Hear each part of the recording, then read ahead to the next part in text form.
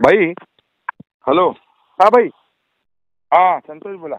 भाई काय नाही, इथं शेतामध्ये शेतकऱ्याच्या याच्यावर आलेलो आहे. इथं सर्व शेतकरी जमलेत. बर.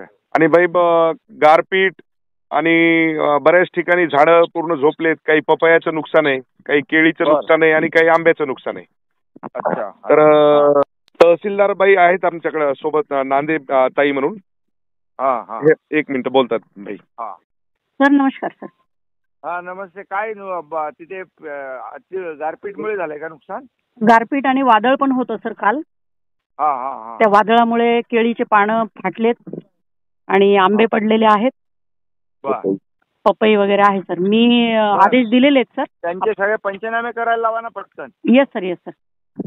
पंचनामे तात्काळ करायला लावा आणि प्रस्ताव लगेच पाठवा आमच्याकडे. Yes sir.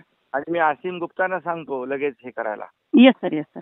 शेतकऱ्यांच्या आपल्या पाठी उभं राहायचं. बाकी कोणाला काय असं माणसांना काय किंवा जनावरांना काय नाही ना? नाही सर. शेड मोडलेत.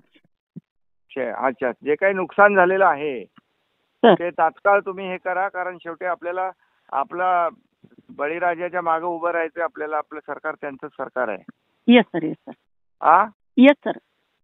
तर ते बिलकुल एकदम युद्ध पातळीवर सगळे करा पंचनामे. होय सर, होय सर. आणि शेतकऱ्यांना पण आप्पा. हा भाई.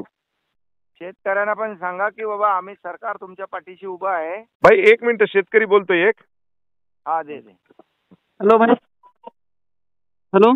Hello hello. भाई फार मोठी नुकसान झालेली आहे आमची. हो. नुकसान जे झालंय ना, आता मी तहसीलदारांना सांगितलंय. हो भाई. पंचनामे करा तातडीने आणि प्रस्ताव आमच्याकडे पाठवा. हो. आणि सगळे आसिम गुप्ता. हो, ढोराला पण गारा लागल्या. आता हे शेड उडून गेले. तर केळीची फार मोठी नुकसान आहे भाई. आमच्या केळीवरच आहे पूर्ण जे काय आहे ते.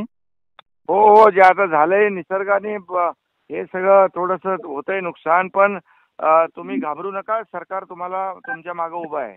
हो, तुम्हाला पाठीशी राहावंच लागते भाई. तुम्ही शेतकऱ्याचे कैवारी. हा बिलकुल मागे उभं राहणार. शेतकऱ्यांना वाऱ्यावर सोडणार नाही आम्ही. हो, ती आमची सरकार आहे, शेतकऱ्यांचं सरकार आहे. हो भाई. नक्की भाई ठीक आहे भाई. काळजी करू नका. आपण करून देऊ सगळं. हो भाई. हा संतोष. ओके भाई. जय महाराष्ट्र. जय महाराष्ट्र.